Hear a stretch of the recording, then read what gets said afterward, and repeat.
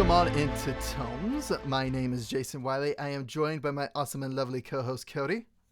What's up, guys? And it's been a while since we've had a podcast, which we apologize for. Just again, life gets crazy. Plus, it was the holidays. Plus, cruise, and yeah. Anyway, not going to talk about my Life. before we talk about my seasickness and the kind of topic for today's thing. All right. Let's cover some fantasy news. There again over the break, wasn't a ton, but there I think are like a couple of key ones. Say firstly, Sanderson released kind of a soft release date for Book 5 of Stormlight Archives, Wind and Truth. We definitely got the name of Wind and Truth that I believe he says is the name of the book, but we have a soft holder, meaning basically he doesn't have like the exact day pinned down, but he's got the month, which is December of 2024, so of this year. When I looked it up, it said December 6th on Amazon. December 6th. Okay, well, That's what it was saying. Well, let's hope it stays that way because, again, sometimes dates shift, things change. But knowing Sanderson, he'll stay true to that date. Right. It's actually going to come out on the 5th because he gets everything done early. Yes. Actually, he'll have the second book at the same date. Oh, no, I was going to say, by the 5th, he's going to have a whole nother book ready to go. Right? But yeah, no, actually, after Stormlight Archives, I wonder what's the next book on the docket. Oh, probably back to Mistborn. Because, let's see, The Last Metal was the last one of the second era. So yeah, so he's probably starting Era 3 then. Might be either Era 3 or we might be going back to one of the others, like going back to Warbreaker or one of the other worlds. Like Elantris. Oh, yeah. Or we might be just getting into the Cosmere scope. Who knows? True. Because I believe he says, like, okay, after secret projects, gloves are coming off. Yeah. Which is exciting. As I've been reading some that, man, it's been very exciting. Other things we're excited for is Doom Part 2 comes out in less than a month. Yes, and we are going to watch it like the day it comes out, and we are definitely going to be talking about that. Yes, we are so excited because it's finally coming out. Right? Oh, like good crime. This should have come out in November, but strikes happened, but we're at least getting it in March, so we're very excited. Yeah, I absolutely love part 1, and I think part 2 is going to be just even better. It's going to be just absolutely amazing. I am so excited for it because the way they did the first half of it, and from reading the book, like seriously, it was like 1-for-1. It was just that accurate. The way things panned out, they took out a couple of things, but that was fine, and they made a couple of changes. But overall story, boom, they had it. So I'm excited because like the second half of the book, it goes by really fast, like in the book, and there's a lot of internal like conflict. So I'm excited to see that put to the screen. And most importantly, I'm excited to actually see the battle at the shield wall. I have no idea what you're talking about, so I'm excited to see it. Shield wall was like the settlement they went to. So basically when they go to battle the Harkonnens again. Okay. So I'm excited to actually see that fight, see that unfold. And then him confronting the Padishah Emperor. Mm-hmm. I always butcher pronunciations, but anyway, we're so excited. So I have a semi-on-topic, off-topic question to ask you. Go for it. Have you seen the new Wonka movie? Yes, I have. Dude, Timothée Chalamet's got range. Right? Like, that's what I was, yeah. Okay, we're going to spoilers for Wonka, so skip forward if you have not seen it or don't want to see it or whatever. If you want to see it and you don't want to know, yeah, we're going to talk about it right here.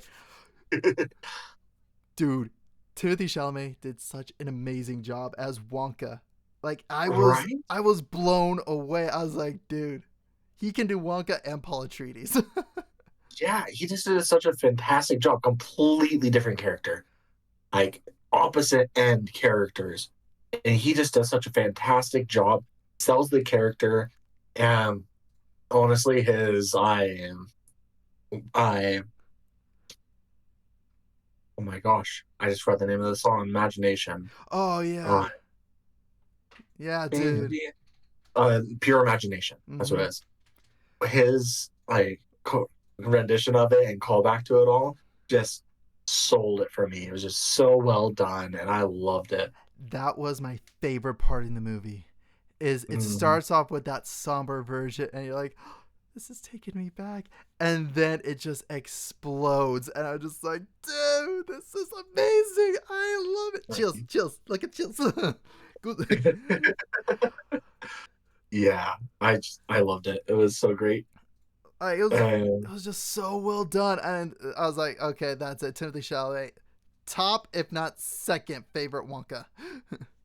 yeah, he's for me. He's second favorite. I am Gene Wilder always will be my Oh favorite. yeah, The that original, same amazing. exact. I think that's everybody's standing. Like Timothy Chalamet, I think is like neck and neck with him, Yeah, but he, Gene, as a Gene Simmons, Jim Wilder, Gene Wilder, Gene please. Wilder, he will I'm always hold that top spot because he is the one that really brought Wonka to the screen. He will always and forever be the original, the OG. But Timothy Chalamet, he just nailed it. But it nailed it in the way that it makes you appreciate Gene Wilder as well. It's just like the two could go hand in hand. he sells that he's the younger version of him very well. Yes, exactly. Um, yeah, I love that movie. I'm going to buy it the moment it comes out, and I'm going to have it on DVD because I'm old school like uh, that. you're don't say you're old school. You're a vintage collector. Vintage collector. There we go. But Oh, still, I love like we saw that. Actually, we saw that Christmas Day. oh, nice. Yeah, I with took Ashley a couple weeks ago. yeah, we saw Christmas Day with Megan's family. Nice. But oh, it was so good. I try to remember. There was like another Well, movie I saw that was just like, oh, we need more of these kind of films. But yeah, no, Wonka's is like, we need more of this kind of films where it's just adventure, fun, exciting. right? And I, It was. Go ahead. oh, and I was gonna say, I love the police officer. Right. The whole I said, it's like, no, I can't hear you. My heads are underwater. Oh, my bad, my bad. Yeah, And I love how he increasingly gets bigger throughout the film. I know. It's so terrible. It's so great. It is so funny. I loved it. Yeah. Well done movie. Highly encourage anyone to watch it. And the movie's Definitely. not going to be for everyone, but I personally really loved it. Oh yeah, I loved it too. Although yeah, my dad not the biggest fan of it because he didn't know it was a musical. Actually, we didn't know it was a musical. Oh, I'm, I mean, I just assumed it was because Willy Wonka the Chocolate Factory was. Hmm. I was like, well, again, Johnny Depp's wasn't. So that, but then again, yeah, whatever. Okay. So my dad's I just had to like, I watch can't look them. at Paul again. I had to watch that one, Johnny Depp one, the other day because my son is obsessed with Willy Wonka right now because we watched the first one with him, Yeah, and I had to watch that one, and it is so bad. I yeah. just I cannot stand it. Mm-hmm. I know a lot of people love it, so that's I guess my hot take, but I can't watch that one. It's I just more, compare it to the original too much, and yeah, and I think it's because it was Tim Burton who directed it, right? yep, and I hate Tim Burton. Yeah, I don't like the movies. it's more like a Tim Burton cult following that really like it. Yeah, So, but again, Tim Burton fans, you know, you like what you like. Again, it's I related to similar like the Snyder fans. or the M Night Shyamalan fans. Correct. It's more of their fans of the director and their art form versus, again, not everything they come out with is fantastic. They might have an amazing hit here and there, but Mhm. nothing that crazy. Yeah. All right. I'm on to the topic at hand. Yep, off to the seas. We're going into our main topic today. We are talking about the Percy Jackson and the Olympians TV series that Disney Plus just put Yeah. out. I thought we were talking about the movies. No. What movies? What movies? Oh, actually, speaking of horrible movies, there's one where just an announcement I was going to add to it. Avatar: Last Airbender. Latest trailer came out. Go watch it. It's Yes. fantastic. Okay, back to the main topic. Yes, that trailer does look awesome. Very excited for that. I am this show though. I loved it. I held out through all of it, the things I had questions about, and I just wanted to see it in its entirety before I even talked about it. Mm-hmm. And I'm glad I did, because I think they took it in a really great direction, and that it was a really great story. Mm-hmm. It was a fantastic story, and the way they did it was extremely well done. Mm-hmm. Because again, I had a couple of my own reservations, mostly just in regards to some of the character casting. Yeah. But again, I curve it off because I'm like, well, they're what, 12, 14 years old. Yeah. They're not going to be giving us like Timothée Chalamet level of performances, okay? Okay, but to be fair, the lead actor did. The lead actor did Percy did a great job. Yeah. Walker Scobell. That's what it is. Okay. Walker Scobell. He is just fantastic. I love him as an actor. He is awesome in the Adam Project. He is great in Percy Jackson. Sells the character to the T. Absolutely. Like the sarcasm, just the exasperated tones of voice. I was like, dude, he is Percy. I don't care if he's got blonde hair. Yeah. Exactly. So let's start at the beginning. Okay. I accidentally vaporized my pre-algebra teacher. Dude. One of the greatest book titles, or like the chapter titles ever. And so glad they had that as that episode title. And I loved how they kept that theme throughout the entire series, is that the names of the episode were the names of the chapters in The Lightning Thief. Yeah. Like, that was a beautiful nod to the book. And it was. And from the get-go, it stayed accurate to the book for the events. Yeah. Like, again, little changes here and there, but those changes made sense. Yeah. And one of them that I love is just adding in the little Easter eggs, I guess. Mm-hmm. Little things like at the start where it shows blackjack. Yeah. I love that. I thought it was such a cool thing to add into it. And a lot of people, again, who weren't like super hard in the book, they're like, oh, it's a Pegasus following him.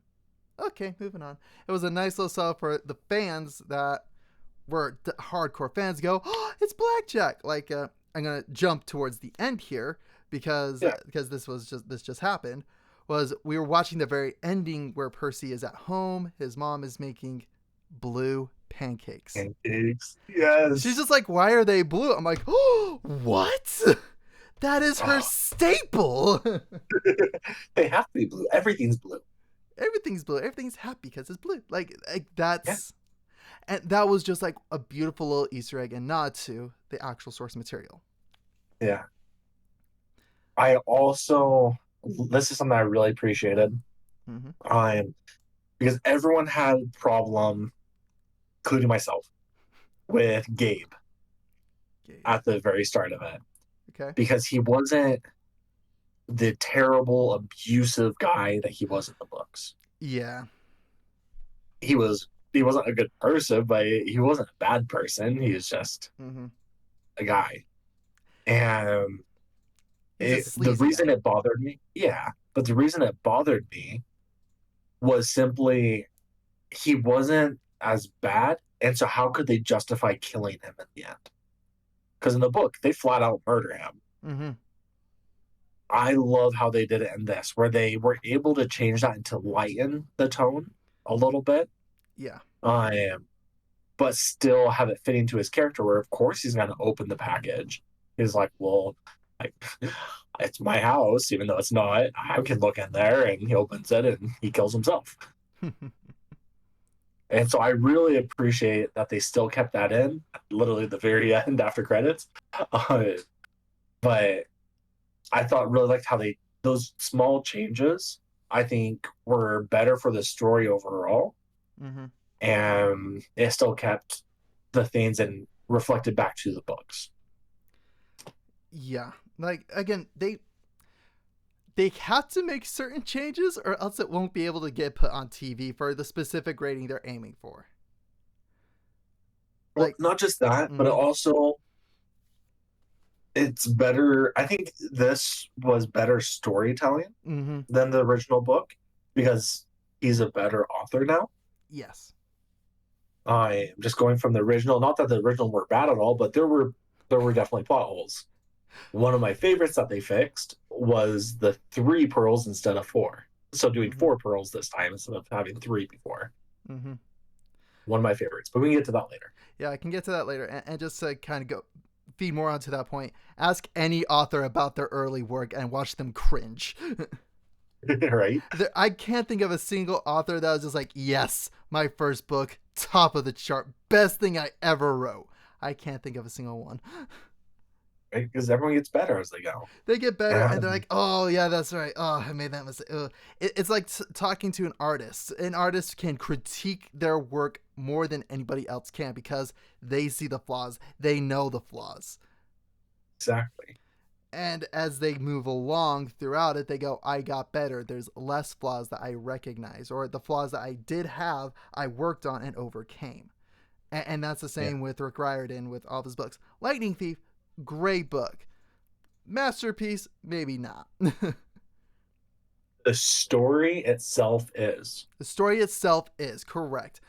The writing is, it's not, because it's written, the audience written for is teenagers. It's written out of 4th grade level, like 4th, 5th grade level. And I read it in 6th and 7th grade. Well, yeah, but the words, so yes, absolutely. You don't write for the age of the words are written at a lower level, so it's easier to read. Correct, that's the point. Yeah, because it's meant for younger readers. That was the target audience. And I love those books growing up, and I related. I struggled with dyslexia, paying attention, ADHD, and all the fun stuff, but as a lot it just it helps relate to somebody. Mm-hmm. But carrying that over, these are really great, and they adapted it to TV in a really great way. Yes. I am moving on from, I don't know, was there anything else in the first episode that really stuck out with you that you really want to talk about? Not the first episode, just because, again, they did really good sticking to the book and the chapters. Again, it's a little hurried up. The only thing I think I wasn't, like, the biggest initial fan of was, like, Grover turning on Percy in, like, the principal's office. Yeah. But when you find out why, it's like, okay, that at least makes sense on why that would happen. Mm-hmm. But again, it was one of those like, that didn't happen in the books. But I was like, that's fine. It works. Yeah. I think they made a big improvement to Grover's character. Yes, they did a great job with Grover's character from this and from the We Do Not Speak of the movies. Well, it's also, and this might be, people might flame me for this, I didn't like Grover in the books. He annoyed me a lot. Yeah, I'm with you. Grover was kind of fun. You're like, oh yeah, it's Percy's best friend. Yeah, but in the show, I thought he was a lot better. I think he was better written. He was a better character. And to me, he added more to the group than Grover did in the books. Mm-hmm. It is more like when Grover did something in the books, you're like, oh, he actually did something. But in this, it's much more, I don't know, he just fits with the group. He was truly the supportive friend in the group. Yeah.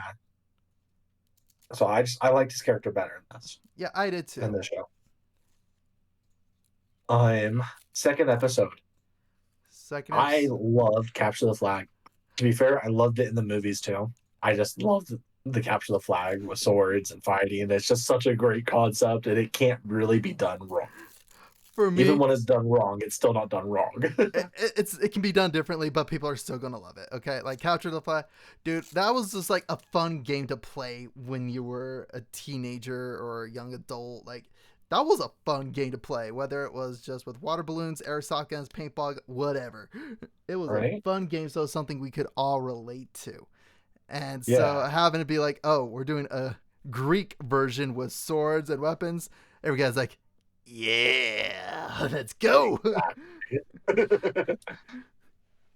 But Right? again, Capture Fact, phenomenal. And I just gotta say, the casting choice for Mr. D, perfection. Yeah, I love it. I Once I love it so saw him much. come on, I'm like, yes, 100%, yes. Yeah, I was like, there's no one else who can play Mr. D. He just epitome. Is the epitome of Mr. D. Just, he truly is. And in fact, I was like, again, Megan was just like, why are you like so excited over Mr. D? I was like, let me show you clips from Brooklyn Nine-Nine. Let me show you Pimento and why it's like this is the perfect casting choice. Yeah.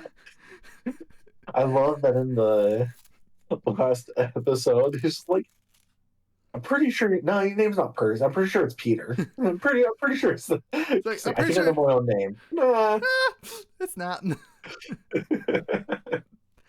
But seriously, Mr. D, perfect, perfect casting choice. And for me, I think that has been my whole thing throughout this film, not film, throughout Yeah. this series.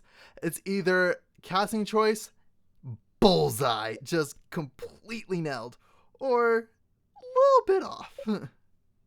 Yeah. Well, so I have two more things about Mr. D, and one thing I really loved, one thing I wish we saw. Mm-hmm. The one problem, and the one thing I wish I saw, the one problem I had is that I didn't fear Mr. D. Yeah. They should have had him get angry just once and actually get angry to the point where you're just like, no, he is a force to be reckoned with. Instead, he was just a little bit too much of a pushover. That was my only problem. The thing I did love is that they introduce that demigods can do things that gods can't do, such as getting him the bottle of wine. Yep. And doing that, which comes back to play in the last episode where Percy's talking to Luke, and they talk about that. And how it brings up to Percy is like, well, then shouldn't the gods fear us if we can do things they can't? Mm-hmm. And it's established right there in that second episode, Yeah. instantly, and that's something that ties in throughout the entire of this season, but throughout the entire series as a major theme with Percy. Mm-hmm. Like, again, this entire series, it kept the core and kept the pure essence that is Percy Jackson and the Olympians. Like, Mm-hmm. like don't get me wrong, like the way they designed Camp Half Blood in the movie version, it was cool, it was all right, but this one actually truly felt like a camp. Like it actually felt like Camp Half Blood. Yeah. And that's where so much of this essence comes from. Because I remember reading whether it was the Titan's Curse, Sea of Monsters, the Battle of the Labyrinth, or I can't remember that one, its title. But all those Camp Half Blood, it is like the Fortress of Solitude. It is Gotham City. It is so iconic to the series, and they did such a phenomenal job with it. Like the way the cabins were designed, how the cabins were laid out. Yes. Like it really felt true to the books. It kept that essence, kept that spirit of like, I remember me reading it, and I'm pretty sure you might have had the same feeling when you were reading it, that I wanted to go to Camp Half Blood. I wanted to still want to go to Camp Half Blood. Want to go do Capture the Flag, want to go play these games. I want to summon and find out what freaking Greek parents I belong to. Right. Okay, to be fair, I'd rather go to New Realm, but yep. That's just me. That's my Roman Empire, is New Rome. Like, I'm taking over New Rome. I will become the emperor. Okay, episode 3, Garden Gnome and Oreo. Again, the whole take with Medusa was interesting. I liked how they didn't like, because again, I think we had this conversation a little bit before. I couldn't remember exactly where, but you pinned it down very well. I was just like, it showed both the Roman and the Greek interpretation of Medusa's story. Yes. And I understand why they did it. And I don't begrudge them it at all. But I'm also kind of over it. Yeah, I'm a little bit over it too. Don't get it wrong. Yes, the Medusa, the whole thing and lore behind Medusa is really cool. Like it's cool. It has that multiple interpretations, but it's at this point I say it's been played out so much. Yeah, and I don't mean it to take away from anyone Yeah. that uses her as a symbol because I understand it. But it's just the thing that the original story with it all, and they do show both. Mm-hmm. They talk where she diverted her attention from Athena to Poseidon because he gave her the attention. Mm-hmm. And then the Roman version where Neptune. I don't know if it's allowed to say on Neptune was I don't know if it's allowed to badgering say it her. on YouTube, but he was her. And so there's the two very different stories. Mm-hmm. They're similar in the outcome, but one of them is much more brutal. And a lot of that is because Rome wanted to redo the stories. They wanted to make the Greeks look bad in a lot of ways and do a lot of things to be like, no, Rome is better and all of that. So that is one of the areas where I have a somewhat issue of it because I don't think that they should be bringing in the Roman stuff yet. Mm-hmm. I do like the alludes to it, yeah, but I don't think that's why they did it, and that's why I'm just okay. I don't know. That's it. Sorry, I know. I was thinking they saw two birds, one stone. Yeah, That's how I'm interpreting it. Is they're like, oh, two birds, one stone. Here's a boulder. yeah. Like that's personal opinion though.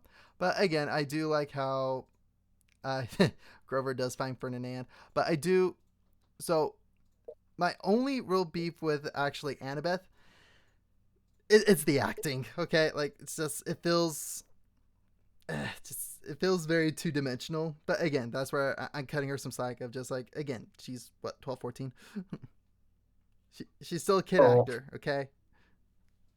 Here's why I'm going to disagree. Okay.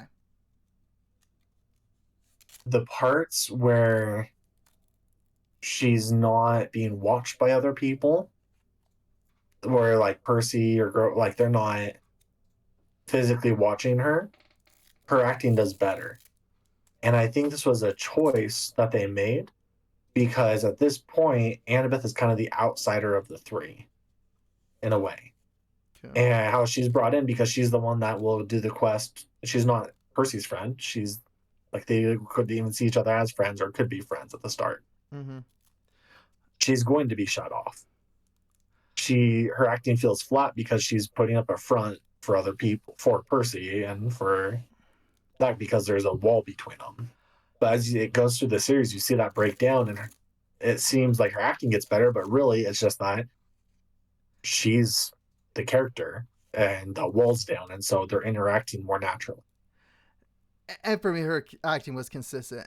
And for me, I'm more saying on the way she delivers some of her lines. This is where it comes down to for me as a voice actor as well, is because again, I understand like the progression of the story. I could see the acting choices she made, but when it comes to a lot of this acting, one of the key principles, in fact, I have to remind myself, I tell Megan multiple times, I was even telling her today, is you got to figure out a way to amp it up. You got to figure out a way to over exaggerate it in your own head. So that way, when you are put in front of a camera, it can come out a little bit stronger.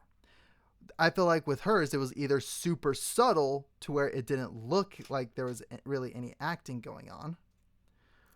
Mm. And that's where for me, it's like it felt a little monotone on that. She was saying the lines, she did have a take on it, but it could have been more. She could have given more.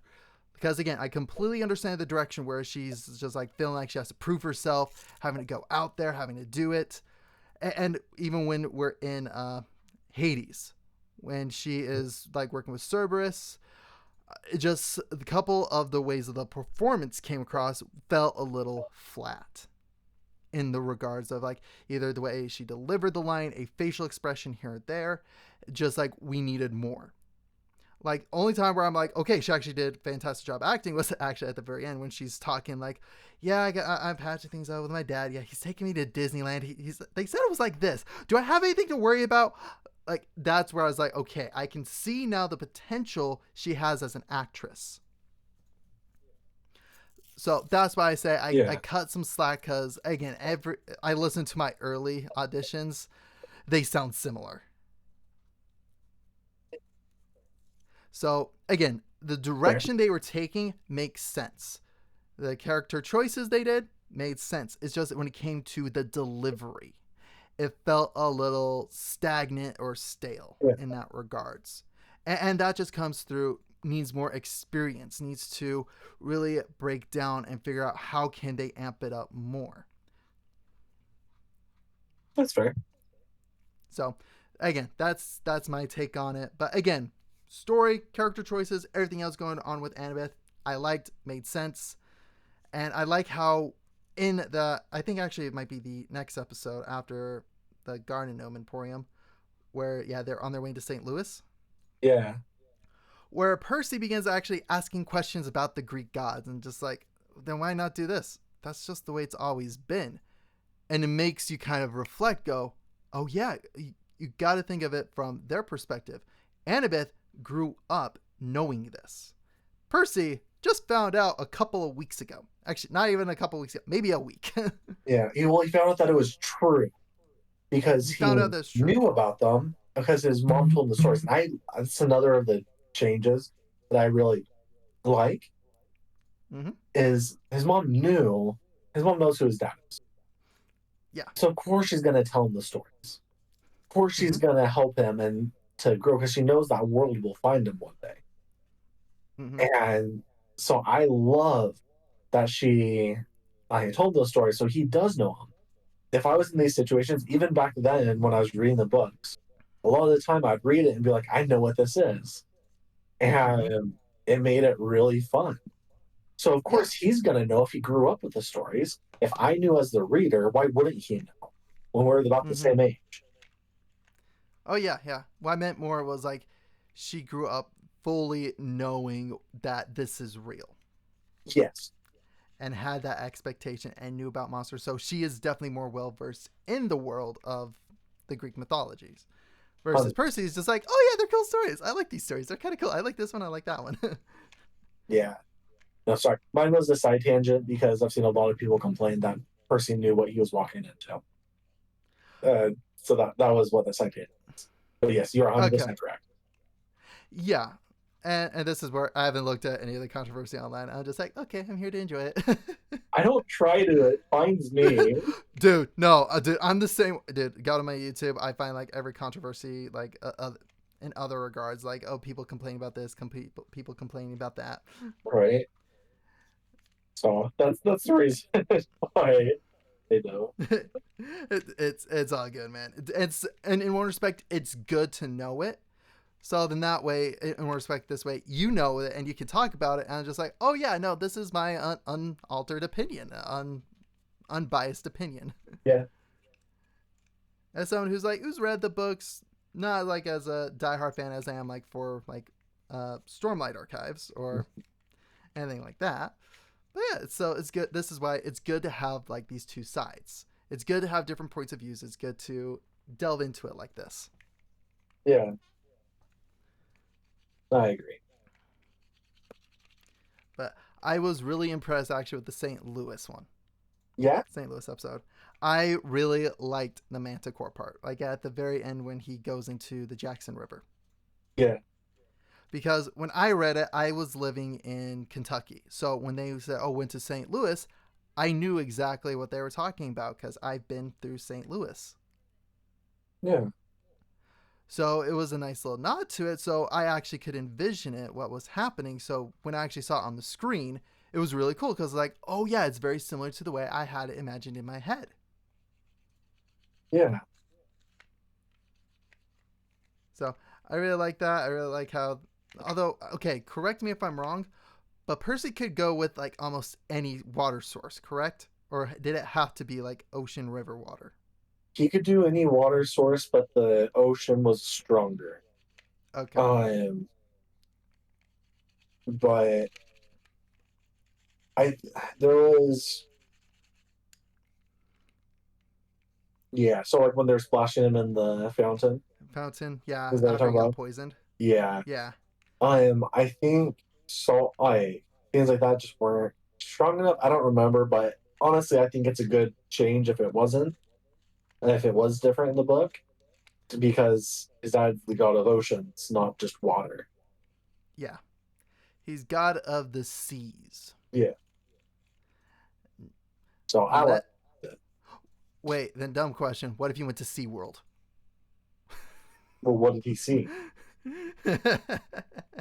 I'm sorry.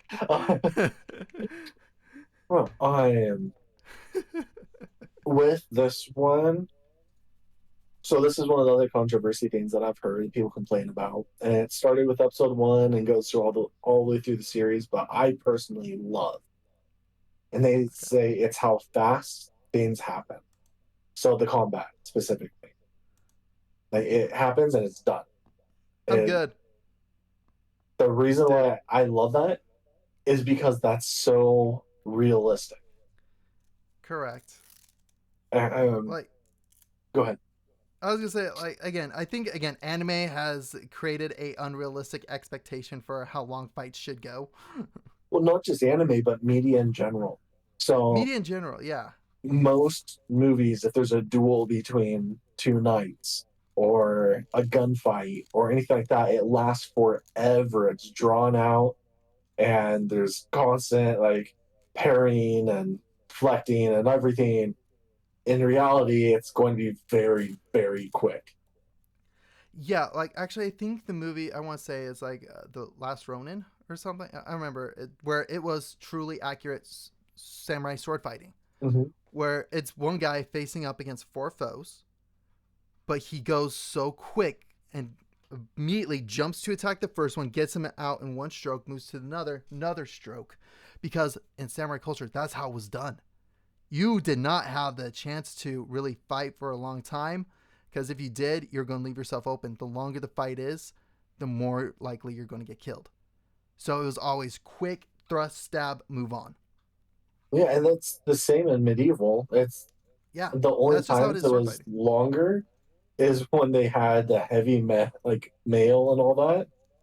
Mm-hmm. And so that's why they invented warhammers, is so that way they could just burst through it and use the blunt force damage to kill them, like the blunt force Mm-hmm. trauma from it, because they're not piercing that with swords or such. Otherwise, if like any other thing, they're just one slash, you're dead. It's Mm-hmm. not parry, parry, parry, fight, block. 5 minutes later, you finally get them. It's two, three strikes and they're done. Mm-hmm. So Like, or even still, you could almost look at fencing as well. yeah, You do 2, 3 strikes, and they back up, and then they go again, well, and then they go again. well It's typically, not this. go ahead. Yeah, usually again with fencing, it ends after like 2 or 3 hits. Like boom, boom, got the point. Yeah, They're able to make the thrust, but still, nonetheless, even if like the combat were to go on for a while, it'd be 2 or 3 exchanges of blows, then they back off. But yeah, when you're in an actual fight, why would you back off? You want to push the offensive. yeah. Yeah, that was just my point with it, is like combat is fast. It's not drawn out. It's not slow, and I love that they kept that in there where it is fast. Mm-hmm. I Yeah. mean, in the second episode with the capture the flag, it was drawn out more, but even that, it wasn't overly done in a lot of ways. It wasn't It drawn out too was. far. It just was, Yeah. yeah. It was It well done still. it was drawn out, but they added one more element into it than versus Percy and Ares. Exactly. Percy ran. After 2 or 3 strikes and Percy's outnumbered, he's like, gotta go. Yeah. So it makes sense on why some of these fights get drawn out longer, is because you gotta remember 2 or 3 strikes, realize, ah, crap, I messed up, book it, fight or flight. Percy went fight. Okay, I'm losing, gotta fly. Yep. So again, I don't see any issue with the combat. I agree. Cool. Let's talk about the Lotus Casino. Oh, we're skipping the whole Ares and. I want to talk about Ares as a whole. Okay. I want to just do all of Ares in one go because if I start about it, I'm not going to stop. Okay. Hephaestus, we're not going to talk about Hephaestus either. I mean, yeah, we can talk about Hephaestus. I thought that was really cool. Again, just the amusement park was really cool. I'm very Hephaestus like. Yeah, it was done very well. It was. I really like that Percy was. I mean, he's true to his character, and he's going to sacrifice himself, not his friends. He's going to. His loyalty is his undoing. It's his fatal flaw. And it's his Achilles heel, if you would say. No, that's his lower back. Yeah. But anyways. Oh yeah. Now we'll move on to the Lotus Casino. Yeah. Well, so with episode 5 is actually where I think Annabeth's acting is the best. Her monologue to Hephaestus was really, really well done. It was done well. Lotus Casino. I like the change that they made. I like the changes, although I would have liked at least Percy like seeing people from different time eras a little bit more prevalent, like having that be the connection. Yeah. But, well, the fun thing is, having been to Vegas and you living there and such, that's just how everyone dresses. Exactly. Like, and for me, it was more on like, again, this is where I did kind of like at least this specific aspect. I like what they did in the movie, where Percy was just like talking, oh yeah, and he's just like says something, and the guy's like, dude, what are you talking about? And he uses like some retro slang. Yeah. And that's the connection. I was like, oh, these people have been trapped in here for what they think is minutes when it's been decades. Yeah. Well, so this is, I don't know if Rick Riordan had been to Vegas and that's why he decided to put the Lotus Casino there. But Vegas itself, especially the older portion of of the strip, Fremont. Yeah, Fremont. It feels like you're in the past. It feels like you're still back in the 80s, 90s. Yeah, dude.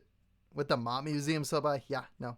It does feel that way, still has that feel to it. So I think they tried to do that just with the looks of everyone, but for us especially, it just blends because we're just like, that's just what it looks like. Yeah, that's just Vegas for you. You think Portland keeps it weird, Vegas keeps it real. Right. But yeah, no, again, overall I did like the casino bits. The changes they made were interesting. I think it's funny how they got Grover into VR. Right. So the whole lotus fruit and how they pump it through the air now, I think that's such a great change. And the biggest thing is because that's what Disney does with their the scent of their cookies and such and churros to try and get you to buy stuff. That's what Disney does. And so I feel like Rick is just like, I went to Disneyland. I got the idea from them. We're doing this at the Lotus Casino because that's so smart. Dude, I didn't even make that connection. No, that is genius. That is, that's perfect. So that was why I loved it. I like that I also love that they're introducing the hunt for Pan so early. And that Grover's already like, I need to do this throughout all of this. It's already what his goal is. And he's seen all these things that are bringing him to it. And he almost finds him in the VR set. And he's just like, this is going to make me want to do this. And I'm going to do this now. and it's such a great development for him, and it's the instigator to get him to do it. Because in the book, if I remember correctly, when he's in the Los Casino, he hears Pan talk to him. Okay. If I remember correctly in the book, and that's what gets him to do it. And in this way, they did it another way for that, and I really like that. And they set up for Sea of Monsters. Yeah, I did like all the setup for Sea of Monsters. They did a good job in that. But yeah. So we find out the truth, sort of. Oh, sorry, one last thing. I'm sure everyone's noticed by now, but in the background at the Lotus Casino, you hear a kid yelling Bianca a couple of times. And so it's obviously Nico calling out for Bianca. And it's on the VR set, some people think that it's her in the background because she's drawing a bow. It's her drawing a bow back. And obviously she attempts to become a hunter of Artemis before she's tragically, spoiler, murdered. Yeah.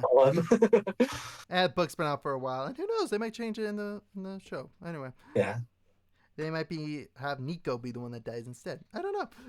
That'd be that plot twist. Yeah. Go very different than the book. Nico joins the Hunters of Artemis, and Bianca. I'm sorry. I'm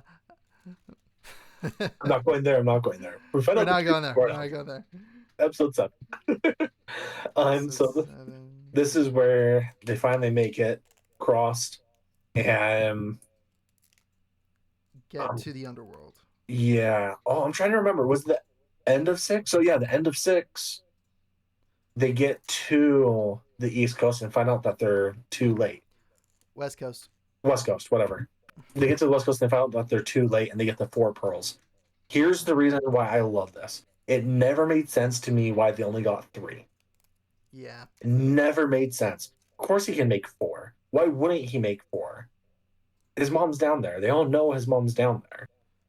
Why wouldn't they make 4? And so it bugged me to no end. And I love that they fixed that. This is much better. And then they lose one. I thought it would be more drastic how they lose one. Instead of Serby got it. Yeah, but it's kind of funny and it fits. It's the comedic way with it all, and so I don't mind that because they want to keep this lighter. But that being said, episode 7 and 8 had very heavy tones with them. Yeah, and I love that, especially the way episode 7 starts. And I mean, this is one of my favorite parts, is when I have the mom. When Sally, she calls for Poseidon because she needs his help, and they're at the bar and she's like, "You came," and he goes, "You called." It's just that simple line. It's just really powerful. And then find that into the very end where Percy asks him, like, "Do you dream about my mom?" And without saying anything, you just know. And it's just really cool. It's really powerful. And I really like that. I liked it. Again, I like how we're seeing Poseidon and his character. I really enjoyed that throughout this series because, first off, honestly, I like who they cast for the big 3. Yeah. Unfortunately, we're not going to get the same Zeus actor. No, I'm so sad. Dude, I love Lance Reddick. He is such a great actor. He is. Like, good crime neat. So, and again, I love how at the very end of the last episode they did this in memory of Lance Reddick. Yeah, that was awesome. Like, it was so well done. Like, I love that part. I love how they develop Poseidon. I love how they develop Hades. I just love all the way these characters are. It's just phenomenal. The only problem I had with any of them was that too many of the gods didn't feel threatening. True. Only one that felt threatening was actually Lance Reddick. It was Zeus. Yeah, so Zeus. I would say Ares did. Ares did too. And I would say that Poseidon did in his own way. Yes. So he's that person that's strong, but doesn't have to yell. He doesn't have to put up all that anger and that bravado. He just is. And I He's really like that. stoic. Yeah, he's stoic. Poseidon's very stoic. It's that whole thing of a wise man fears. Mm. The wise man feared the anger of a quiet man. Yeah. But that's one of the things. That's just what it reminds me of. But yeah. Anyways, I also love at the very start of episode 7 where they just walk into the the path of the underworld, and he just goes, "Yeah, no, this is done," and just instantly gets him, traps him, and just like, "I'm not putting up with this. We're done." Do you recognize the actor though? I did. I still remember who he is. He's Death in That's Supernatural. what I thought. Okay, yeah. So I thought it was funny. He's like, of course, the door to the underworld is guarded by death. The moment you said like, that, I'm like, yeah, yep, nope, I see it. I was like, no way. Oh, So it was like I love subtle hints like that. Oh, that was just that's so good. that is. And you start looking for Sam and Dean next. Watch we see Sam and Dean come to Cap Half Blood with a couple sawed-off shotguns. Right. It's like we heard there was a Minotaur, but Percy's like, I already got it taken care of. You guys good. Oh. So I'm looking through his IMDb real quick, just getting it. Yeah. Underworld itself was pretty good, a little underwhelming in some cases. How so? Because again, I'm trying to remember, and this is where, correct me if I'm wrong. Sorry, it's been decades since I read Lightning Thief, but didn't they actually get on Chiron's ship and go through the underworld, like use Chiron? Yeah, yeah, Chiron. Yeah, Yeah, I think they did, but it was just to ferry them across the river itself. That was it. yeah. And they don't. The rest of the time they're walking. Mm-hmm. And so it was a little odd that they didn't cross and were just paying cross. But I thought the way they did it was okay. It wasn't bad. It wasn't good. It was just different for me. Yeah, Um, and for me, it just felt like, oh, they literally threw them over the wall. yeah. For me, the thing that was the biggest change was the fields of asphodel, I Mm-hmm. believe it is. Where it's basically purgatory. It's the in between one, and I'm pretty sure that's where they were, where like the everyone was rooted to the ground. Yeah. Mm-hmm. Because in the book it's described as just basically like a sea of people, everyone like crowded on each other, shoulders touching, because there's so many people there, Mm-hmm. and everyone's just gray and bland and lifeless because they're just stuck in purgatory, and that was it. So that's what I was expecting, but I actually really liked how they changed that.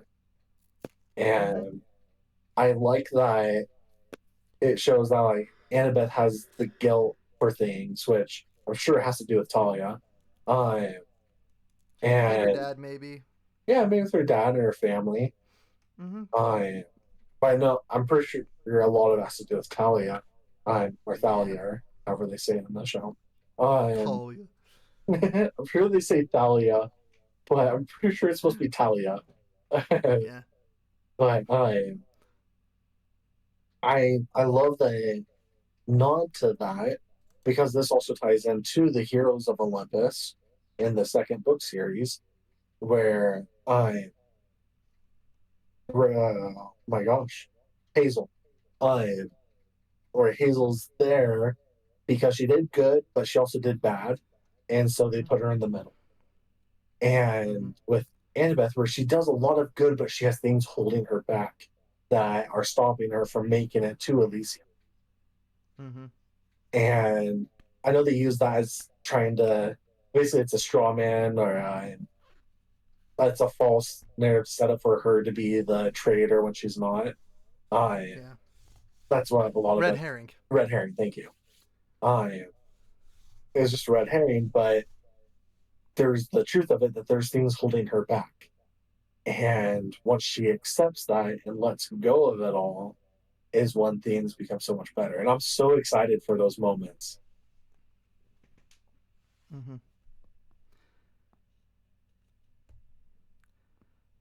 So again, I like where they have been taking Annabeth, and she has the potential for one of the best character growth, especially since again we have read the books. Yeah. So I am excited, especially when we get into the Titan's Curse. Yeah. Because to me, I feel like book wise, that was where we really see Annabeth grow from those regrets she had and worries and concerns to finally accepting them and overcoming them. Mm-hmm.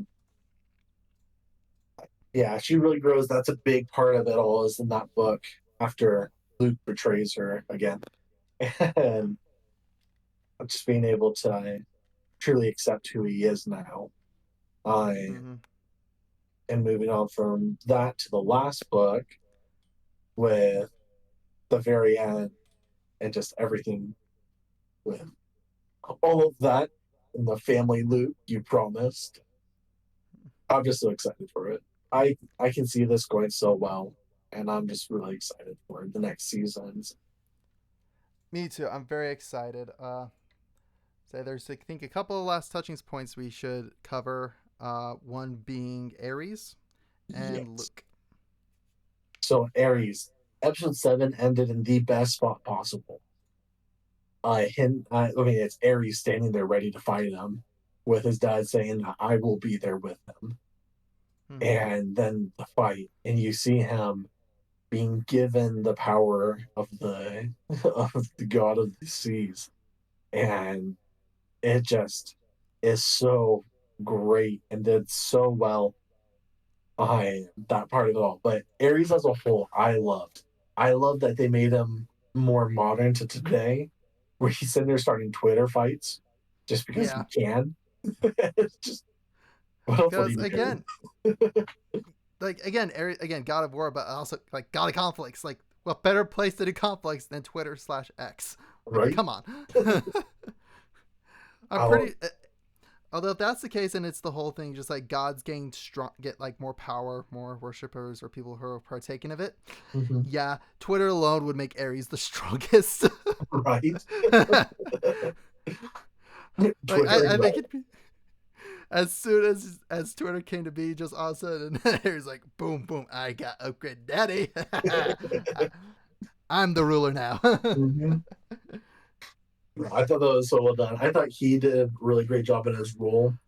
I and Also the actor did a phenomenal job. he did, and everything up to the end where Percy calls him out for having the dreams, and he's like, "Gods don't dream," and just his whole theme with it just sells perfectly, and to where how it's described in the books to his character, I feel like it was such an amazing representation. Mm-hmm. Like like again, they had several characters just as like perfectly typecasted, perfectly just again just perfect across the board. One of them for me was like Mr. D. Ares is another one. Like they Yeah. did good casting with a lot of the gods. Yes. It's just again we need to actually have like we need to really see their godly powers on how ominous they can actually be. Yeah. Like That one. even Zeus to one degree, I was like, don't quite fear him. Oh, I totally did. Like, don't get me wrong, Lance Reddick, I'm like, I fear Lance Reddick. This Zeus, I fear Reddick. Yeah. I I don't know. I thought you did a really great job as Zeus, and Oh, I think he did that a phenomenal job. he stole the power and the ego that Zeus has. Mm-hmm. And I thought it was done perfectly. Like I was we'll set up Athena. We'll have Athena set up a meeting so we can announce my crushing victory. And it's just that extra little dig to be like, haha, I won, Mm-hmm. just to make himself look better. Yeah, like And yeah. Reddick nailed Zeus's pettiness. Like, nailed it.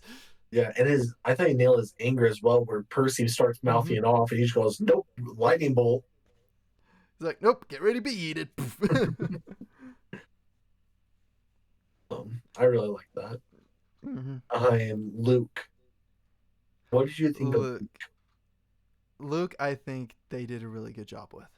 Luke? I really did like Luke's character. I like the way they took him. I like how he's not like the pretty boy, so to speak, Yeah, but he's still good. Like the way they casted him was fantastic. yeah, Like the actor did him justice, where he truly did feel like a friend. yeah. And I think him trying to bring him onto the side of Kronos, I Mm-hmm. think that fits so much better with his character. Yeah, And that he did betray him 100%. But oftentimes betrayal isn't malicious in the sense of I'm betraying you. It's not that cut and dry. It's I have to do these things, and unfortunately, you are the method that I have to use. And so I am betraying you, but it's not what I want. It's not what I'm intending, but this is the result, anyways. And that's how you're it up. was much more gray. And it Mm-hmm. fits with his character and it fits with how things end because he was a friend. It wasn't an act. He truly does care for him. He truly does care for Annabeth. He truly does care for all the half bloods. He's just corrupted in the way he thinks it's going to go. It's the whole theme of the road to hell is paved with good intentions. Correct, and a lot of it stems from Luke's bitterness, his anger, what he's holding on to with hate with Hermes. Yeah. And I love that in the fight, that's the moment that he snaps, is the moment that Percy mentions his dad. He just Yeah. snaps, and that's when he goes at him. Mm-hmm. That's where the real fight begins. Yeah. Um, it was a really well done fight. And I do love that they showed the fight between Percy, like them training together in this episode, in Yeah. the last episode. I Mm-hmm. am because it really did bring it together more. And well, they could have done it earlier and just space things out differently. I think this was the best way to do it to really push Drive it. it home. Yeah, to drive it home. And well, I know for a lot of people, them doing it at the last episode kind of gave away who the traitor was. Mm-hmm. I mean, it waited to the last episode until you knew who the traitor was, anyways, Yeah. and it let you figure it out because that's what a good story does. The vast majority of the time, you want something that lays the groundwork. So while things are somewhat surprising, it's not always a bombshell. I mean, you have the Sanderson dumps, which Yep. yes, he does it in a great way, and he Mm-hmm. does lay the groundwork for it. He But does lay the groundwork with buckets, but yeah, no, yeah, it's still like it's that trickle that yeah, is very much the key into foreshadowing. yeah, and uh, Riordan does such a great job of building to this point that yeah, we know who it is before the actual reveal, but you should know if the story is told right, Correct. or at least suspect. Mm-hmm. But I So think that was what made Lightning Thief so good in the books, is because when the truth really came out, it was still shocking. yeah, But again, all of us, like, we already, again, anybody that's read the books, we already know who the traitor is. We yeah, already know all this going in.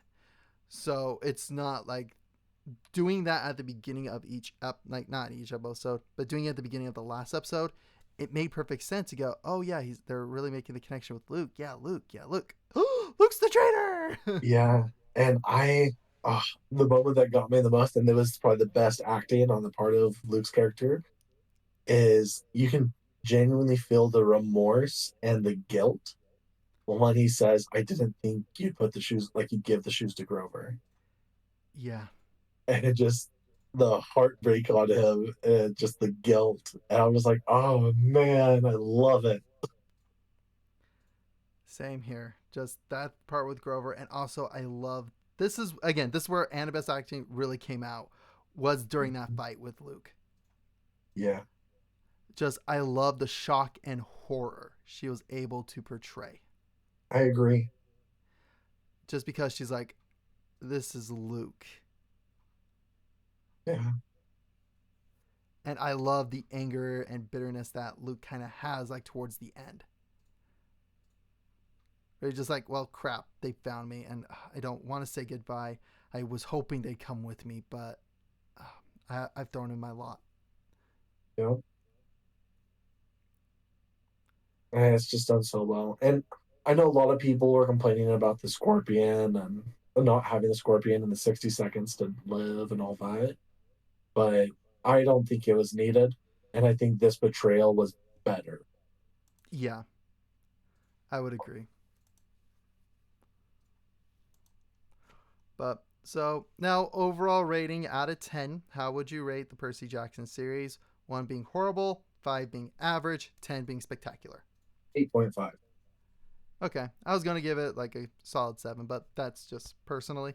Yeah. So 7.58. Yeah.